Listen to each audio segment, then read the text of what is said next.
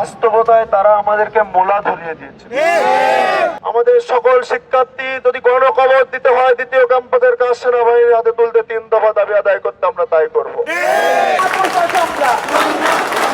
জগন্নাথ বিশ্ববিদ্যালয়ের শিক্ষার্থীদের দীর্ঘদিনের যে কষ্ট, যে বঞ্চনা, জগন্নাথ বিশ্ববিদ্যালয়কে যে অবহেলা করা হয়, জগন্নাথ বিশ্ববিদ্যালয়ের শিক্ষার্থীদের জন্য পর্যাপ্ত আবাসন ব্যবস্থা, পর্যাপ্ত গবেষণা ব্যবস্থা এবং জগন্নাথ বিশ্ববিদ্যালয়ের শিক্ষার্থীদের জন্য মানসম্মত শিক্ষার ব্যবস্থা করতে হবে।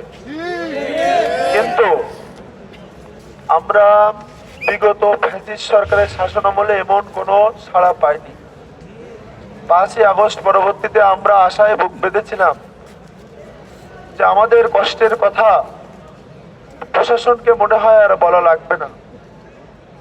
শিক্ষার্থীরা অভ্যুত্থানের মাধ্যমে যেহেতু ছাত্র জনতার সরকার গঠন করেছে, ছাত্র জনতার সরকার জগন্নাথ বিশ্ববিদ্যালয়ের শিক্ষার্থীদের সকল সমস্যা সমাধান করবে। জগন্নাথ বিশ্ববিদ্যালয়ের শিক্ষার্থীরা যে দূর থেকে বাসে করে ক্যাম্পাসে আসতে হয় প্রতিদিন, জগন্নাথ বিশ্ববিদ্যালয়ের শিক্ষার্থীরা নর্দমার মতো পরিবেশে থাকে, থাকে। এমন পরিবেশে আল্লাহ পাকি ভালো জানে কোন বাংলাদেশ সহ সারা বিশ্বের কোন বিশ্ববিদ্যালয়ের শিক্ষার্থীরা থাকে কিনা আমরা জানি। ঢাকার বুকে একটি বিশ্ববিদ্যালয়ের শিক্ষার্থীরা এমন অবস্থায় থাকবে, এটা কখনো মেনে নেওয়া যায় না। আমরা চেয়েছিলাম, আমরা দাবি জানানোর আগেই সরকার জগন্নাথ বিশ্ববিদ্যালয়ের দিকে একটু মনোযোগ দিবে, কিন্তু আমরা কোনো সদুত্তর পাইনি। নভেম্বরে আন্দোলন করেছিলাম, সচিবালয়ে ঘেরাও করেছিলাম, মন্ত্রণালয়ে দেখা করেছিলাম, আমাদের প্রতিনিধিরা গিয়ে আলোচনা করে এসেছিল। বাস্তবতায় তারা আমাদেরকে মোলা ধরিয়ে দিয়েছে। আমরা এই মোলা আর দেখতে চাই না, এজন্য আমরণ অনশনে বসেছি। গতকাল থেকে আজ পর্যন্ত আমাদের 14 জন ভাই, এখনো আমার পাশ থেকে একজন চলে গেল হাসপাতালে, ঢাকা মেডিকেল, ন্যাশনাল মেডিকেল, কাকরাইলে একটা হাসপাতালে আমাদের একজন ভাই ভর্তি আছেন, 15 জন ভাই হসপিটালাইজড। এই দুঃখের কথা আমরা কাকে বলবো? ঢাকা বিশ্ববিদ্যালয়ে অসুস্থ হওয়ার আগেই কেউ একজন অনশন বসলেই তার দাবি মেনে নেওয়া হয়। অনশনে বসাও লাগে না, যে কোনো ফাইল যদি ঢাকা বিশ্ববিদ্যালয়ে যায় প্রশাসন বলে পাস পাস পাস, আর জগন্নাথের কোনো ফাইল গেলে আটকে রাখা হয় বছরের পর। এই বঞ্চনা আমরা সহ্য করব না। আমরা আর কষ্টে থাকতে চাই না। আমাদের ভাইয়েরা আজকে হসপিটালে ভর্তি, আমরা আজকে এখানে বসে আছি কষ্টে, না খেয়ে। আর কতদিন? আপনারা কি চাচ্ছেন আমাদের কোন ভাইয়ের জীবন গেলে তারপরে সমাধান করবেন?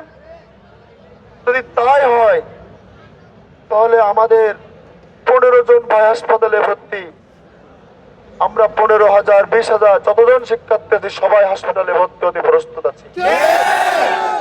আমাদের সকল শিক্ষার্থী যদি গণকবর দিতে হয় দ্বিতীয় ক্যাম্পাসের কাজ সেনাবাহিনীর হাতে তুলতে 3 দফা দাবি আদায় করতে আমরা তাই করব। আমরা অতি দ্রুত বলছি, প্রশাসনকে বলছি, ভালোই ভালোই সমাধান করেন, শিক্ষার্থীদেরকে দুর্বল ভাববেন না। শিক্ষার্থীরা কিন্তু জগদ্দল পাথর শেখ হাসিনাকে ক্ষমতা থেকে সরিয়েছে। সুতরাং জগন্নাথ বিশ্ববিদ্যালয়ের শিক্ষার্থীদের দাবি যদি না মানা হয়, শিক্ষার্থীরা কিন্তু পাল্টা পদক্ষেপ নিতে বাধ্য হবে। আমাদের বিরোধিতা জগন্নাথ বিশ্ববিদ্যালয়ের ভিসি, প্রক্টর, রেজিস্ট্রার, ট্রেজারার সহ প্রশাসনের বিরুদ্ধে না। আমাদের শিক্ষকরা চেষ্টা করছেন, আমরা তাদের পাশে আছি। আমরা বলেছি আমরা এই প্রশাসনকে নিয়েই কাজ করব, কিন্তু বাধাটা কোথায়? ইউজিসি একটি বাধা দেখায়, সেনাবাহিনী একটি বাধা দেখায়, মন্ত্রণালয় একটি বাধা দেখায়, প্রশাসন বলে সবাই বাধা দিচ্ছে, আমরা কাজ করতে পারছি না। আমরা প্রশাসনকে বলি, কাজ যদি নাই করতে পারেন আমাদের সাথে বসে পড়েন, আমাদের সাথে অনশনে আছেন। আমরা যেমন শিক্ষার্থীরা অসহায়, আপনারাও যদি অসহায় থাকেন আমাদের কাতারে আসেন, বসেন, আমরা একসাথে এই অনশন সচিবালয়ে নিয়ে যাব। আমরা যদি প্রয়োজন হয় ইউজিসি ভবনের সামনে অনশনে বসতে হয়, আমরা বসবো, কিন্তু জগন্নাথ বিশ্ববিদ্যালয়ের শিক্ষার্থীদের দাবি পূরণ করতে হবে। আপনারা চিন্তা করেছেন? আপনারা একটু বিবেক দিয়ে ভাবুন, আপনারা তো ভুক্তভোগী, আমাদের কত কষ্টে থাকতে হয়, কত কষ্টে আমাদের থাকতে হয়।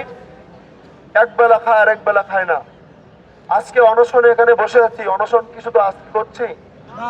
জগন্নাথ বিশ্ববিদ্যালয়ে ভর্তি হওয়ার পর থেকে 32টা শিক্ষার্থী অনশন করে যাচ্ছে।